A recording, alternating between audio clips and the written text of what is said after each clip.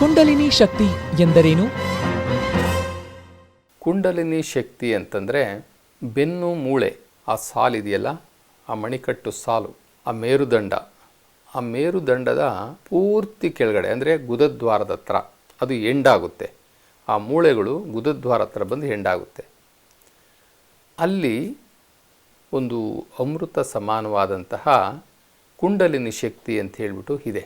ಆ ಕುಂಡಲಿನಿ ಶಕ್ತಿಯನ್ನು ಜಾಗೃತ ಮಾಡಿಕೊಳ್ಳಿಕ್ಕೆ ಸಾಧಕರು, ಋಷಿಮುನಿಗಳು, ಶರಣರು ಯೋಗವನ್ನು ಮಾಡ್ತಾರೆ, ಧ್ಯಾನವನ್ನು ಮಾಡ್ತಾರೆ. ಹೇಗೆ ಮಾಡ್ತಾರಪ್ಪ ಅಂತಂದರೆ, ಅಲ್ಲಿ ಒಂದು ಮನಸ್ಸನ್ನು ಇಟ್ಟು ಪ್ರೀಟ್ ಕೆಳಗಡೆ ಗುದದ್ವಾರದ ಹತ್ರ, ಅದಕ್ಕೆ ಮೂಲಾಧಾರ ಅಂತ ಹೇಳ್ಬಿಟ್ಟು ಕರೀತಾರೆ. ಆ ಮೂಲಾಧಾರದಲ್ಲಿ ಗಮನ ಇಟ್ಟು ಧ್ಯಾನ ಮಾಡ್ತಾರೆ. ಆ ಮೇರುದಂಡದ ಎರಡು ಭಾಗದಲ್ಲಿ ಸುಷುಮ್ನ ನಾಡಿ ಇರುತ್ತೆ. ಒಂದು ಕಡೆ ಮಧ್ಯಭಾಗದಲ್ಲಿ ಸುಷುಮ್ನ ನಾಡಿ ಹೋಗುತ್ತೆ. ಹಿಡ ಮತ್ತು ಪಿಂಗಳ ನಾಡಿಗಳು ಎರಡು ಕಡೆನೂ ಇರ್ತದೆ. ಮನಸ್ಸಿಟ್ಟು ಅಲ್ಲಿ ಧ್ಯಾನ ಮಾಡುವಂತಹ ಸಂದರ್ಭದಲ್ಲಿ, ಅಂದರೆ ಅಷ್ಟು ಸುಲಭನ ಅಲ್ಲ ಅದು. ಎಷ್ಟೋ ದಿನಗಳು, ವರ್ಷಗಳು, ತಿಂಗಳುಗಳು ಬಹಳ ಕಠಿಣವಾದಂತಹ ತಪಸ್ಸನ್ನು ಮಾಡಬೇಕು, ಅಥವಾ ಶಿವಯೋಗವನ್ನು ಮಾಡಬೇಕು, ಧ್ಯಾನವನ್ನು ಮಾಡಬೇಕು. ಮಾಡಿದಾಗ ಮೂಲಾಧಾರದಲ್ಲಿ ಇರ್ತಕ್ಕಂಥ ಒಂದು ಅಗೋಚರವಾದಂತಹ ಚೈತನ್ಯ ಶಕ್ತಿ, ಆ ಚೈತನ್ಯ ಶಕ್ತಿ ಸುಷುಮ್ನ ನಾಡಿಯ ಮೂಲಕ ಊರ್ಧ್ವಮುಖಕ್ಕೆ ಹೋಗುತ್ತೆ, ಅಂದರೆ ಮೇಲಕ್ಕೆ ಏರ್ತಾ ಹೋಗುತ್ತೆ. ಆ ಎರಡು ಹಿಡ ಮತ್ತು ಪಿಂಗಳ ಆ ಮಧ್ಯದಲ್ಲಿ ಹಾಗೆಯೇ ಹೋಗುತ್ತೆ ಸುಷುಮ್ನ ನಾಡಿ ಮೂಲಕ. ಅದು ಮೇಲೆ ಹೋಗ್ತಾ ಹೋಗ್ತಾ ಹೋಗ್ತಾ ಎಲ್ಲಿಗೆ ಹೋಗುತ್ತೆ ಅಂತಂದರೆ, ನಾವು ತ್ರಿಕೂಟ ಅಂತೇಳಿ ಕರಿತೀವಲ್ಲ, ಆಜ್ಞಾಚಕ್ರಕ್ಕೆ ಹೋಗುತ್ತೆ. ಅದು ಮೂಲಾಧಾರದಿಂದ ಮೂಲಾಧಾರ, ಸ್ವಾಧಿಷ್ಠಾನ, ಮಣಿಪುರಗ, ಅನಾಹತ, ವಿಶುದ್ಧಿ, ನಂತರ ಆಜ್ಞಾಚಕ್ರ, ಅಲ್ಲಿಗೆ ಹೋಗಿ ಅದು ತಲುಪುತ್ತೆ. ಆ ತಲುಪುವಂತಹ ವಿಧಾನವನ್ನು ನಮ್ಮ ಶರಣರು ಬಹಳ ಅದ್ಭುತವಾಗಿ ವಚನಗಳಲ್ಲಿ ಬರೀತಾರೆ. ಗಂಗೆ ಮತ್ತು ಯಮುನೆ ನದಿಗಳ ಮಧ್ಯದಲ್ಲಿ ಸರಸ್ವತಿ ನದಿ ಹರಿತದೆ. ಈ ಸರಸ್ವತಿ ನದಿ, ಗಂಗಾ, ಯಮುನಾ ಮತ್ತು ಸರಸ್ವತಿ ನದಿಗಳು ತ್ರಿಕೂಟದಲ್ಲಿ ಸೇರಿದ್ರೆ ಅದು ಕಾಶಿ, ಅದು ಪರಮಾತ್ಮನಿರ್ತಕ್ಕಂಥ ಕ್ಷೇತ್ರ, ಕಾಶಿ ಕ್ಷೇತ್ರ. ಹೀಗೆಲ್ಲ ಅವರವರ ಅನುಭವಗಳನ್ನು ಬರೀತಾರೆ. ಇಲ್ಲಿ ಸುಷುಮ್ನ ನಾಡಿ ಮುಖಾಂತರ ಮೇಲೆ ಏರುವಂತಹ ಆ ಒಂದು ಅಗೋಚರವಾದಂತಹ ಆ ಶಕ್ತಿಗೆ ಕುಂಡಲಿನಿ ಶಕ್ತಿ ಅಂತ ಹೇಳ್ಬಿಟ್ಟು ಕರೀತಾರೆ. ಹಂಸ ಎಂದರೇನು?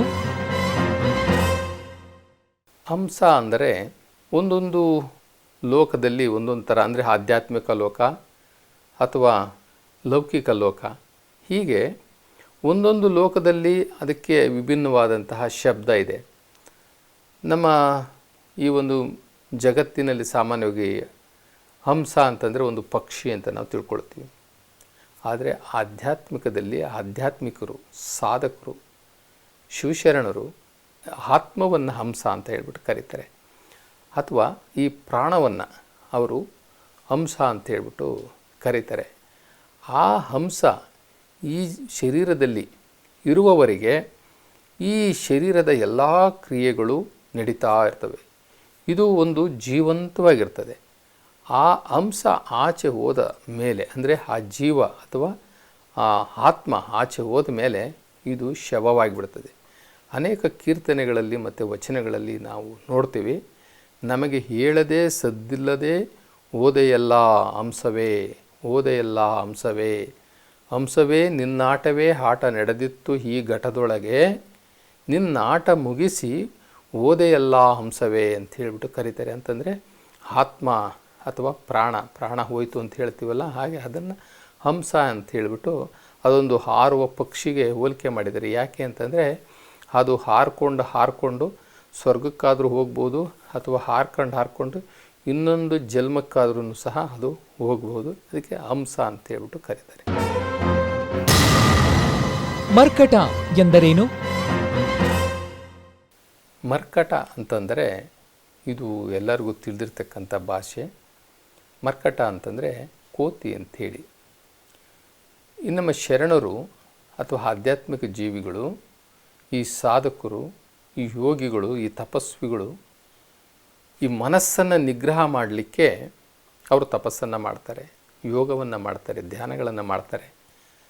ಅತ್ಯಂತ ಕಠಿಣವಾದಂತಹ ಕೆಲಸ ಈ ಜಗತ್ತಲ್ಲಿದೆ ಅಂತಂದರೆ ಅದು ನಮ್ಮ ಮನಸ್ಸನ್ನು ನಿಗ್ರಹಿಸೋದು. ಆ ಮನಸ್ಸನ್ನು ನಿಗ್ರಹಿಸೋದಕ್ಕೆ ಆಗೋದೇ ಇಲ್ಲ, ಅದನ್ನು ಹತೋಟಿಗೆ ತಗೊಳ್ಳಿಕ್ಕೆ ಆಗೋದೇ ಇಲ್ಲ, ಯಾರ ಕಂಟ್ರೋಲ್ಗೂ ಸಿಕ್ಕೋದಿಲ್ಲ. ಅದಕ್ಕೆ ಮರ್ಕಟ ಅಂತ ಕರೀತಾರೆ, ಕೋತಿ ಅಂತ ಕರೀತಾರೆ. ಕೋತಿ ಅಂದರೆ ಚೆನ್ನಾಗಿರಲ್ಲ ಅಂತ ಹೇಳ್ಬಿಟ್ಟು ಮರ್ಕಟ ಅಂತ ಹೇಳ್ಬಿಟ್ಟು ಕರೀತಾರೆ.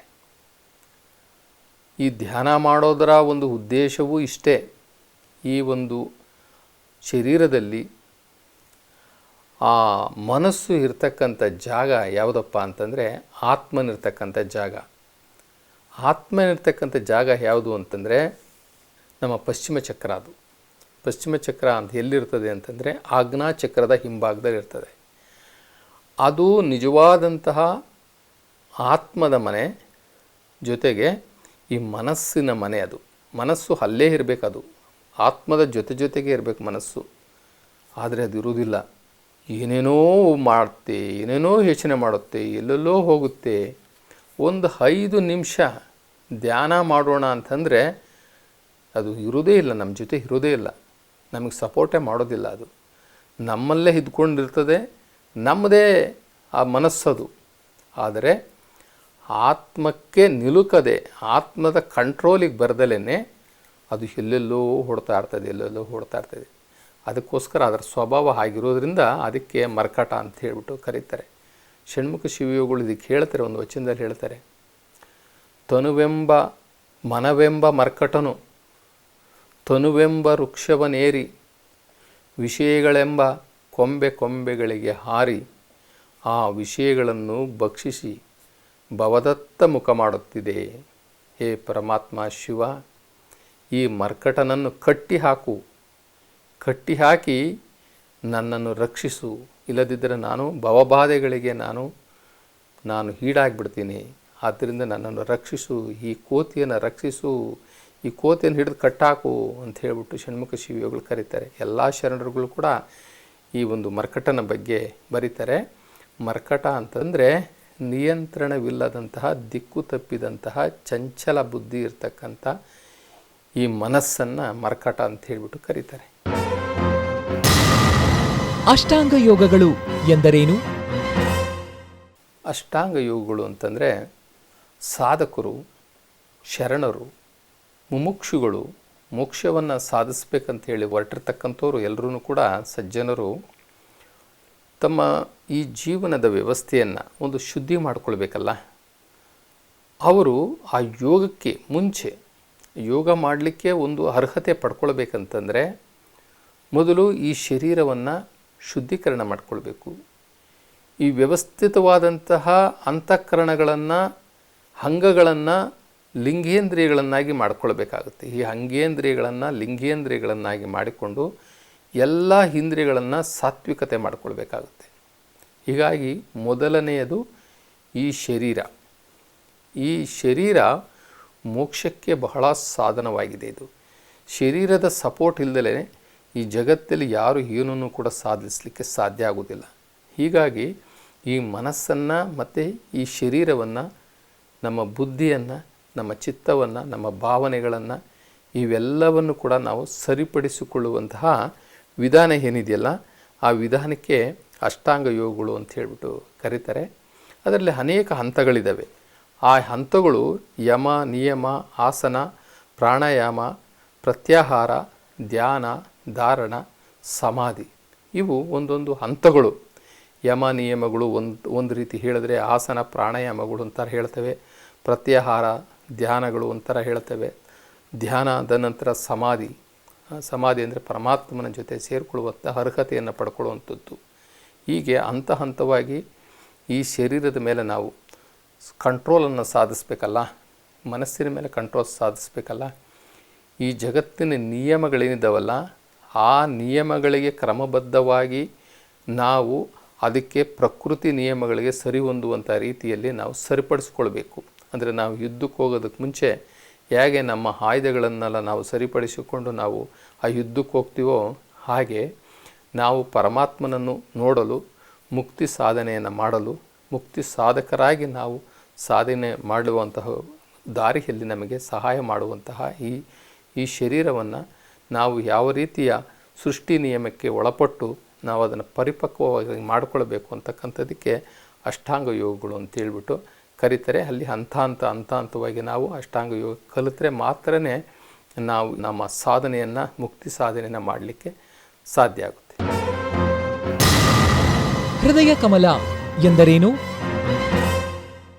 ಹೃದಯ ಕಮಲ ಅಂತಂದರೆ ನಮ್ಮ ಮೆದುಳು. ಸಾಮಾನ್ಯವಾಗಿ ಹೃದಯ ಅಂತಂದರೆ ನಾವು ಈ ರಕ್ತವನ್ನು ಸಂಚಾರ ಮಾಡಿಸುವಂತಹ ನಮ್ಮ ಎಡಭಾಗದಲ್ಲಿರ್ತಕ್ಕಂಥ ಹೃದಯಕ್ಕೆ ಹೃದಯ ಅಂತ ನಾವು ತಿಳ್ಕೊಂಡಿದ್ದೀವಿ. ಇಲ್ಲ, ಈ ಹೃದಯ, ಇಲ್ಲಿರ್ತಕ್ಕಂಥ ಹೃದಯ ಈ ಶರೀರದಲ್ಲಿರ್ತಕ್ಕಂಥ ಎಷ್ಟೋ ಅಂಗಗಳು ಕೆಲಸ ಮಾಡ್ತಾ ಇರ್ತಾವಲ್ಲ, ಹಾಗೆ ಅದು ಒಂದು ಕೆಲಸ ಮಾಡ್ತಕ್ಕಂಥ ಒಂದು ಅಂಗ ಅಷ್ಟೇ. ಆದರೆ ಶರಣು ಹೇಳುವ ಪ್ರಕಾರ ಹೃದಯ ಅಂತಂದರೆ ಅದು ಮೆದುಳು. ಇದು ಸಂಪೂರ್ಣವಾಗಿ ಈ ಶರೀರದ ಕಂಟ್ರೋಲ್ ಸ್ಟೇಷನ್. ಇದು ಮೇನ್ ರಿಸೀವಿಂಗ್ ಕಂಟ್ರೋಲ್ ಸ್ಟೇಷನ್ನು ಮೆದುಳು. ಸಾಮಾನ್ಯವಾಗಿ ಈ ಶರೀರದ ಎಲ್ಲ ಭಾಗಗಳನ್ನು ಶಸ್ತ್ರಚಿಕಿತ್ಸೆಗೆ ಒಳಪಡಿಸ್ತಾರೆ. ಆದರೆ ಮೆದುಳನ್ನು ಇದುವರೆಗೆ ಯಾರೂ ಕೂಡ ಶಸ್ತ್ರಚಿಕಿತ್ಸೆ ಮಾಡೇ ಇಲ್ಲ. ಅಂದರೆ ಆಪ್ರೇಷನ್ ಮಾಡೋಕ್ಕೆ ಸಾಧ್ಯನೇ ಆಗಿಲ್ಲ. ಆಪ್ರೇಷನ್ ಮಾಡಿದಂಥ ನಿದರ್ಶನಗಳು ಎಲ್ಲೂ ಇಲ್ಲವೇ ಇಲ್ಲ. ಆ ಒಂದು ಮೆದುಳನ್ನು ಮಧ್ಯಭಾಗದಲ್ಲಿ ಇಡ ಮತ್ತು ಪಿಂಗಳ ಸುಷುಮ್ನ ನಾಡುಗಳು ಸೇರುವಂತಹ ಆಜ್ಞಾಚಕ್ರ. ಆ ಆಜ್ಞಾಚಕ್ರಕ್ಕೆ ಹೃದಯ ಕಮಲ ಅಂತ ಹೇಳಿಬಿಟ್ಟು ಕರೀತಾರೆ. ಅದು ಧ್ಯಾನ ಮಾಡುವಂತಹ ವಿಶೇಷವಾದಂತಹ ಒಂದು ಬಿಂದು ಅಂತ ಹೇಳ್ಬೋದು. ಅಲ್ಲಿ ಆತ್ಮ ಪಕ್ಕದಲ್ಲೇ ಒಂದು ಆತ್ಮನಿರ್ತಾನೆ. ಅಂದರೆ ಪಶ್ಚಿಮ ಚಕ್ರದಲ್ಲಿ ಆತ್ಮನಿರ್ತಾನೆ. ಅಲ್ಲಿ ಧ್ಯಾನ ಮಾಡಲು ಬಹಳ ಸೂಕ್ತವಾದಂತಹ ಒಂದು ಪಾಯಿಂಟ್ ಅಂತ ಹೇಳಿಬಿಟ್ಟು ಶರಣರು ಹೇಳ್ತಾರೆ. ಅಲ್ಲಿ ಧ್ಯಾನ ಮಾಡೋದರಿಂದ, ಹೆಚ್ಚು ಧ್ಯಾನ ಮಾಡೋದರಿಂದ ಕುಂಡಲಿನಿ ಶಕ್ತಿ ಜಾಗೃತವಾಗಿ ಅಲ್ಲಿಗೆ ಬರುತ್ತೆ. ಇಡ ಪಿಂಗಳ ಅದಕ್ಕೆ ಸಹಾಯ ಮಾಡುತ್ತೆ. ಅದು ಒಂದು ಪರಮಾತ್ಮನನ್ನು ಭೇಟಿ ಮಾಡಲು ಬೇಕಾಗುವಂತಹ ಜಾಗೃತೆಯನ್ನು, ನಮ್ಮ ಮನಸ್ಸು ಮತ್ತು ಬುದ್ಧಿಯನ್ನು ನಿಗ್ರಹಿಸುವಂತಹ, ಸ್ವಚ್ಛ ಮಾಡುವಂತಹ, ಜೊತೆಗೆ ಇಡ ಪಿಂಗಳ ಸುಷುಮ್ನ ನಾಡಿಯಿಂದ ಬರ್ತಕ್ಕಂಥ ಕುಂಡಲಿನಿ ಶಕ್ತಿ ಅಲ್ಲಿಗೆ ಬಂದು ಸೇರುತ್ತೆ. ಆದ್ದರಿಂದ ಅದಕ್ಕೆ ತ್ರಿಕೂಟ ಅಂತಲೂ ಕರೀತಾರೆ, ಹೃದಯ ಕಮಲ ಅಂತ ಹೇಳ್ಬಿಟ್ಟು ಕರೀತಾರೆ, ಆಜ್ಞಾಚಕ್ರ ಅಂತ ಹೇಳ್ಬಿಟ್ಟು ಕರೀತಾರೆ, ಕಾಶಿ ಕ್ಷೇತ್ರ ಅಂತಲೂ ಸಹ ಅದನ್ನು ಕರೀತಾರೆ. ಹೀಗೆ ಆಧ್ಯಾತ್ಮಿಕ ಪ್ರಯೋಗದಲ್ಲಿ, ಅಂದರೆ ಆಧ್ಯಾತ್ಮಿಕ ವಿಚಾರದಲ್ಲಿ ವಿಭಿನ್ನ ಹೆಸರಿನಲ್ಲಿ ಕರೀತಾರೆ. ಎಲ್ಲರೂ ಸಹ ಧ್ಯಾನ ಮಾಡುವಾಗ ಆ ಹೃದಯ ಕಮಲ ಅಥವಾ ಆಜ್ಞಾಚಕ್ರ ಅಂತ ಏನು ಕರಿತೀವೋ ಅಲ್ಲಿ ಕೇಂದ್ರೀಕರಿಸಿ ಮನಸ್ಸನ್ನು ನಿಲ್ಲಿಸಿ, ಉಸಿರಾಟವನ್ನು ನಿಲ್ಲಿಸಿ, ಮನ ಪವನ ಗಮನವನ್ನು ಅಲ್ಲಿ ಇಟ್ಟು ಧ್ಯಾನ ಮಾಡೋದರಿಂದ ಹೆಚ್ಚು ಪರಿಣಾಮಕಾರಿಯಾಗಿ ಧ್ಯಾನ ಸಿದ್ಧಿಯಾಗುತ್ತೆ ಅಂತ ಹೇಳ್ಬಿಟ್ಟು ಅದಕ್ಕೆ ಹೃದಯ ಕಮಲ ಅಂತೇಳಿ ಕರೀತಾರೆ. ದೇಹದ 9 ಚಕ್ರಗಳಾವುವು?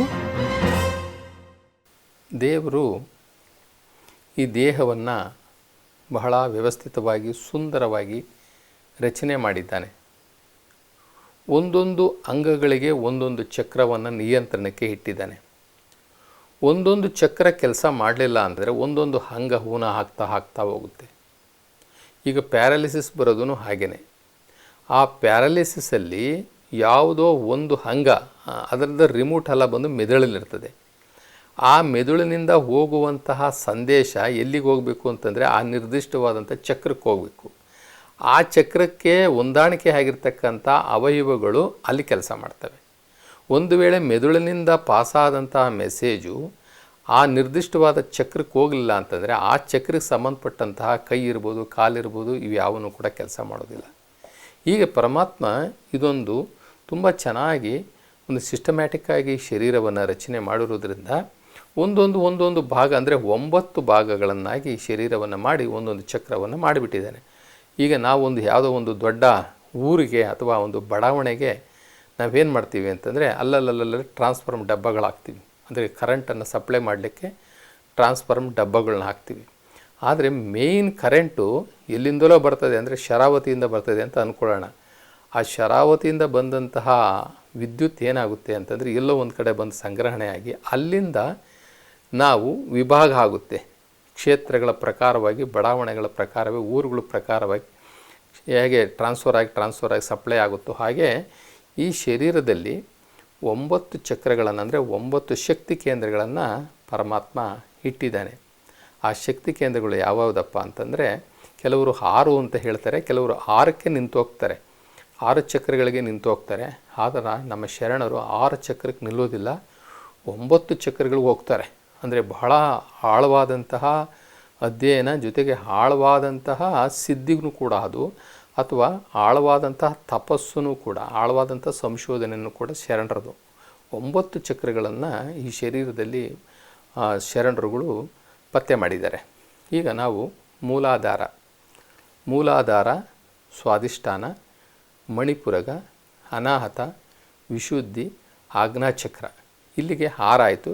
ಸಾಮಾನ್ಯವಾಗಿ ಎಲ್ಲರೂ 6ಕ್ಕೆ ನಿಲ್ತಾರೆ. ಆದರೆ ನಮ್ಮ ಶರಣರು ಏನು ಮಾಡ್ತಾರೆ ಅಂತಂದರೆ ನಮ್ಮ ತಲೆಯ ಮಧ್ಯಭಾಗ, ಈ ನೆತ್ತಿ ಅಂತ ಹೇಳ್ತೀವಲ್ಲ, ಈ ನೆತ್ತಿನಲ್ಲಿ ಸಹಸ್ರ ಕಮಲ ಅಥವಾ ಬ್ರಹ್ಮಚಕ್ರ ಅಂತ ಹೇಳ್ಬಿಟ್ಟು, ಬ್ರಹ್ಮರಂಧ್ರ, ಬ್ರಹ್ಮಚಕ್ರ ಅಂತ ಹೇಳ್ಬಿಟ್ಟು ಕರೀತಾರೆ. ನಂತರ ಈ ಸುಳಿ, ಇಲ್ಲಿ ಈ ಸುಳಿ ಇರ್ತದಲ್ಲ, ಈ ಸುಳಿಗೆ ಶಿಖಾಚಕ್ರ ಅಂಥೇಳಿ ಕರೀತಾರೆ.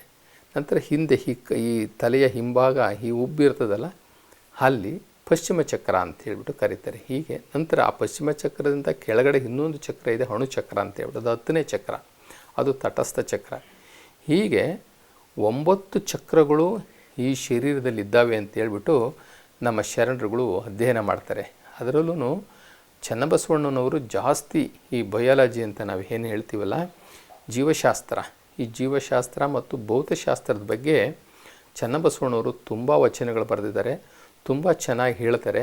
ಈ ಶರೀರದ ಅಂಗಾಂಗದ ರಚನೆಯ ಬಗ್ಗೆ ಒಂದು ಪುಸ್ತಕವನ್ನೇ ಅವರು ಬರೆದಿದ್ದಾರೆ, ಕರ್ಣಹಾಸಿಗೆ ಅಂತ ಹೇಳ್ಬಿಟ್ಟು ಅದರ ಹೆಸರು. ಅದ್ಭುತವಾದಂಥ ಇವತ್ತಿನ ನಮ್ಮ ಈ ಸೈನ್ಸ್ ಓದ್ತಾ ಇದ್ದಾರಲ್ಲ, ಈ ಬಯಾಲಜಿ ಓದುವಂಥವ್ರಿಗೆ ಬಹಳ ಈ ಜೀವಶಾಸ್ತ್ರ ಓದುವಂಥವ್ರಿಗೆ ಬಸವಣ್ಣನವರ ವಚನಗಳು ಮತ್ತು ಚನ್ನಬಸವಣ್ಣನವರ ವಚನಗಳು ಬಹಳ ಅಗತ್ಯವಾಗಿ ಪರಿಣಾಮಕಾರಿಯಾಗಿದ್ದಾವೆ. ಬೇಕಾದರೆ ಅವರೆಲ್ಲ ನೋಡ್ಬೋದು. ಅಷ್ಟು ಅದ್ಭುತವಾಗಿ ಈ ಶರೀರದ ರಚನೆಯನ್ನು, ಈ ಶರೀರದ ಶಕ್ತಿ ಕೇಂದ್ರಗಳನ್ನು, ಈ ಶರೀರದ ಚಕ್ರಗಳನ್ನು, ಅವಯವಗಳನ್ನು ಹೇಳ್ತಾರೆ. ಜೊತೆಗೆ ನಮ್ಮ ಶರೀರದಲ್ಲಿರ್ತಕ್ಕಂಥ ಸೆಲ್ಸ್, ಆ ಸೆಲ್ಸಲ್ಲಿರ್ತಕ್ಕಂಥ ಪ್ರೋಟಾನ್, ನ್ಯೂಟ್ರಾನ್, ಎಲೆಕ್ಟ್ರಾನ್ ಬಗ್ಗೆನೂ ಕೂಡ, ಜೀವಕೋಶಗಳ ಬಗ್ಗೆನೂ ಸಹ ಶರಣರು ಹೇಳಿದ್ದಾರೆ. ಇನ್ನೂ ಹಲವಾರು ಕುತೂಹಲಕಾರಿ ಪ್ರಶ್ನೆಗಳಿಗೆ ಉತ್ತರವನ್ನು ಮುಂದಿನ ಸಂಚಿಕೆಯಲ್ಲಿ ನಿರೀಕ್ಷಿಸಿ.